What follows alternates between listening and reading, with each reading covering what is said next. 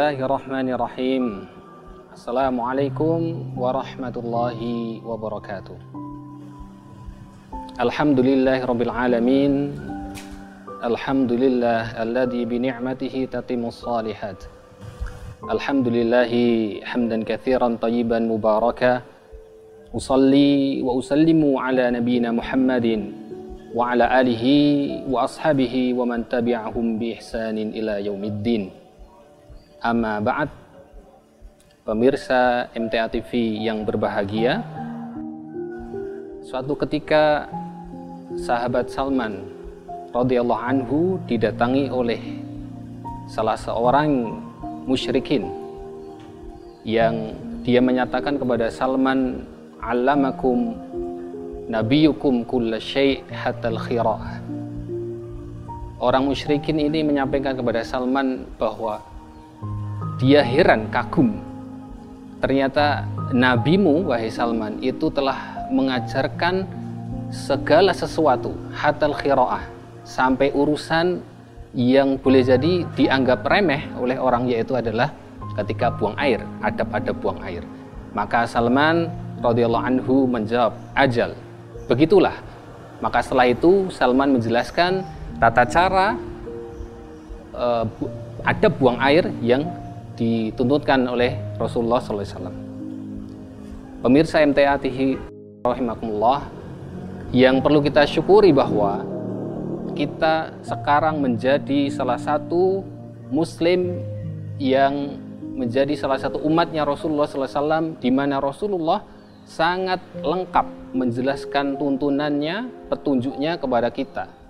Kalau kita bandingkan dengan inti ajaran Islam adalah tauhid. Tetapi ternyata Rasulullah SAW tidak meninggalkan satu aspek kehidupan kecuali beliau telah meninggalkan tuntunannya kepada kita untuk mengikuti apa yang beliau contohkan. Apalagi sekarang di bulan Ramadan ini, tentu bulan di mana dikatakan Sayyidu al-Ashhur, di mana dikatakan penghulunya bulan di antara bulan-bulan yang lain. Tentu Rasulullah SAW mengajarkan umatnya sunnah-sunnah beliau kepada umatnya. Apa saja sunnah yang Rasulullah SAW ajarkan kepada umatnya?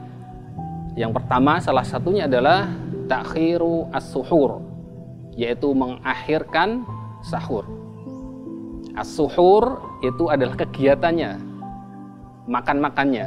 Kalau makannya itu namanya as-sahur.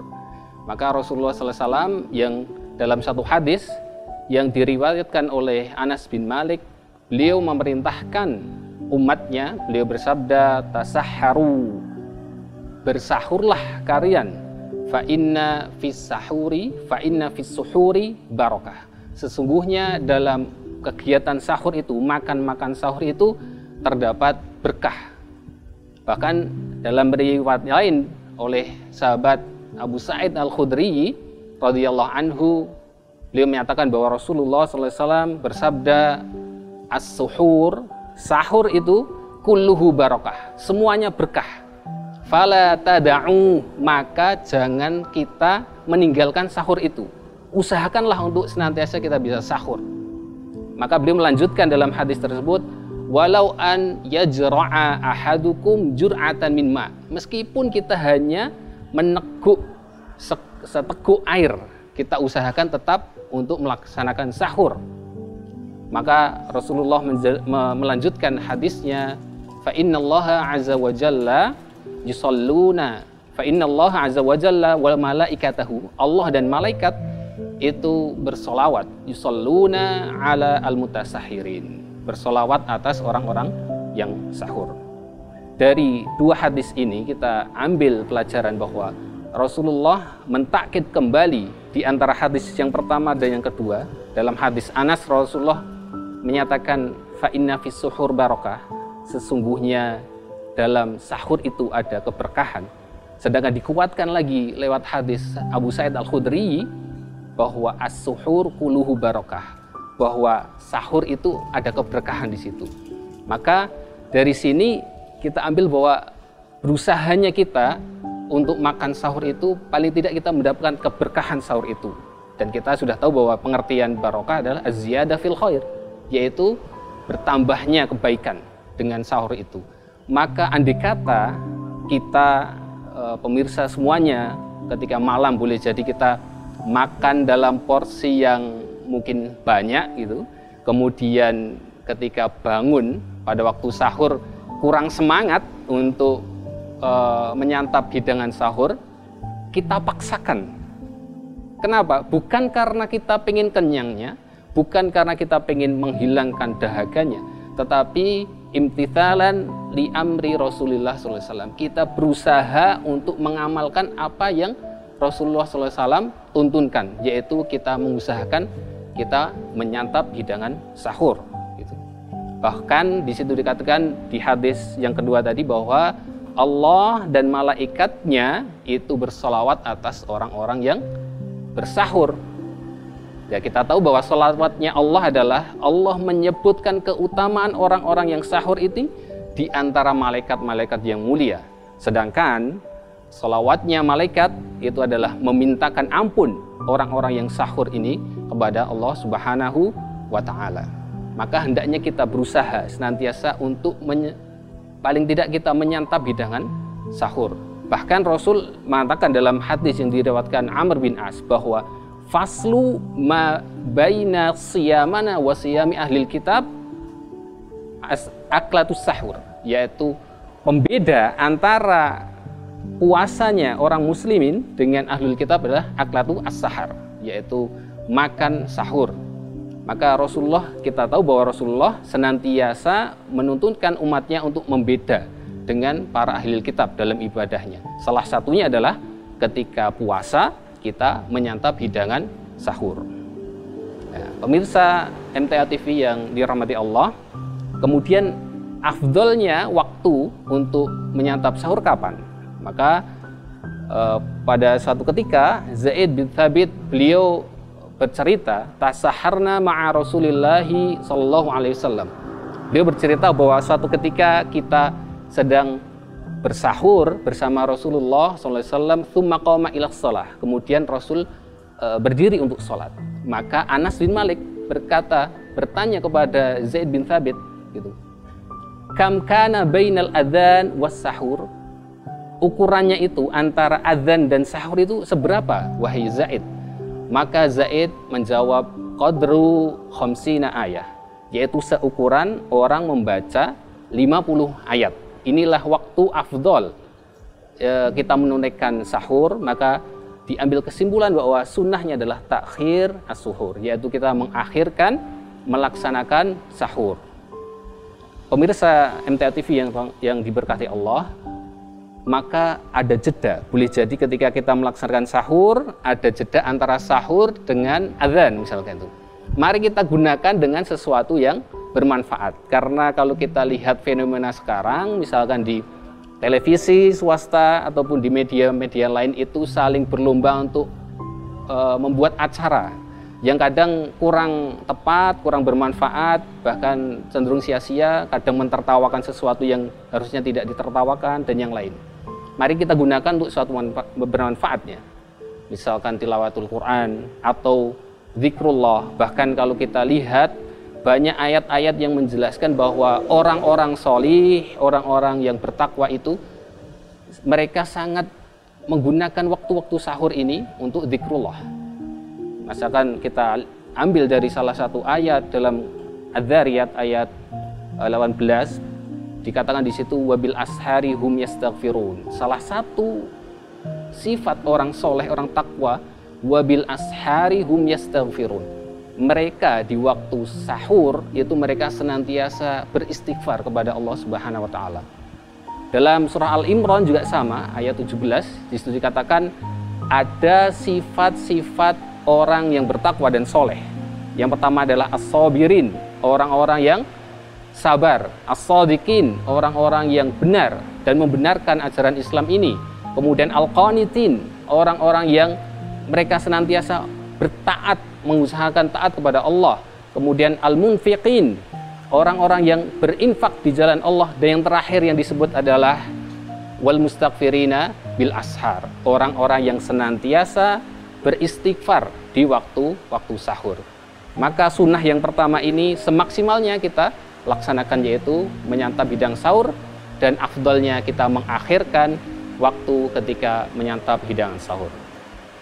Pemirsa MTA TV rahimakumullah, yang kedua, kebalikan dari sunnah yang pertama yaitu takhirus suhur adalah ta'jilu al-fitri, yaitu menyegerakan berbuka. Dalam hadis yang juga diriwayatkan oleh Anas bin Malik, Rasulullah SAW bersabda, la yazalun nas bi khairin ma'ajjalu al-fitra. Sungguh manusia itu dalam keadaan yang baik selama mereka menyegerakan berbuka. Bukan berarti berbuka di sini kita menyibukkan berbuka dari sholat maghrib, bukan. Tapi kita menyegerakan berbuka dengan hidangan yang sekedarnya untuk kemudian kita sholat maghrib, kemudian kita kembali untuk menyantap hidangan selanjutnya. Sebagaimana yang Rasulullah SAW contohkan. Anas mengisahkan bahwa Rasul ketika datang waktu berbuka, beliau berbuka dengan rutob, yaitu korma yang masih banyak kadar airnya, atau biasanya disebut korma basah gitu. Ketika tidak ada, beliau makan tamr, yaitu korma yang sudah matang. Andai kata tidak ada, maka beliau berbuka dengan air gitu. Pemirsa sekalian, apa saja yang berkaitan dengan berbuka ini, keutamaan apa yang bisa kita lakukan ketika kita berbuka? Maka satu yang bisa kita usahakan ketika berbuka, keutamaan yang bisa kita raih selain kita menyegerakan berbuka adalah kita taftir as-shaimin. Kita memberikan hidangan buka kepada orang lain. Yang kita banyak temui, boleh jadi di sekitar kita, orang-orang menggalakkan ini. Mungkin di masjid atau tempat-tempat umum yang lainnya, banyak orang yang ingin memberikan hidangan buka kepada orang lain. Karena tersemangati oleh salah satu hadis, man fatara shaiman kana lahu mithlu ajri. Barang siapa yang memberikan hidangan buka kepada orang puasa, maka seakan-akan dia mendapatkan pahala orang yang puasa tersebut. Maka ini keutamaan yang luar biasa. Paling tidak kita berusaha untuk memberikan hidangan buka kepada orang lain dengan semangat dari hadis Rasulullah SAW tersebut. Apalagi amalan lain yang bisa kita usahakan waktu berbuka adalah kita berdoa ketika datangnya waktu berbuka. Dalam satu hadis diriwayatkan Abu Hurairah bahwa Rasulullah SAW bersabda, "Thalathatun," ada tiga, "la turad da'watuhum," yang tidak tertolak doanya. Yang pertama adalah al-imam al-adil, yaitu imam yang adil. Yang kedua ada da'watul mazlum, orang yang terdolimi, teraniaya. Dan yang terakhir ini adalah da'watus shaim hina yuftir, yaitu adalah doanya orang yang berpuasa saat berbuka. Maka silahkan kita bisa berdoa, meskipun kita tetap berusaha, kita lakukan doa yang maktur dari Rasulullah SAW, dhahabat dhama'u wa batalatil uruq, sampai akhir. Kita boleh untuk menambah doa dengan redaksi kita sendiri, tidak mengapa. Artinya dengan doa itu insya Allah dengan izin Allah kita berada di waktu-waktu yang mustajab, yaitu adalah waktu orang yang berpuasa ketika datangnya waktu berbuka. Nah, maka dua hal ini salah satu di antara sunnah-sunnah Rasulullah SAW yang beliau ajarkan kepada umatnya, yaitu yang pertama takhir as-suhur dan ta'jil al-fitr. Kita berusaha untuk mengamalkan sunnah-sunnah ini, kita berusaha untuk menyantap hidangan sahur, kemudian ketika kita datang waktu maghrib, kita berusaha untuk bersegera untuk berbuka. Sekali lagi, tidak hanya karena ingin kita menyantap hidangannya atau kita ingin menghilangkan lapar atau dahaganya, tetapi kita berusaha untuk mencontoh apa yang Rasulullah SAW sampaikan kepada umatnya untuk berusaha kita amalkan dalam puasa Ramadan kali ini. Demikian pemirsa MTA TV yang berbahagia, semoga puasa hari ini, di momen-momen kita menunggu berbuka puasa kali ini, kita berusaha dan mendapatkan keutamaan puasa dalam sehari, sehingga tiap harinya kita berusaha melaksanakan sunnah-sunnah yang Rasulullah ajarkan kepada kita, dan kita mendapatkan pahala dari Allah Subhanahu wa taala, pahala orang-orang yang derajat shaimin, nanti di akhirat kita bisa masuk melalui bab Ar-Rayyan, pintu yang terkhusus untuk orang-orang shaimin, orang-orang yang berpuasa. Aku lu matasma'un, wabillahi taufiq wal hidayah. Assalamualaikum warahmatullahi wabarakatuh.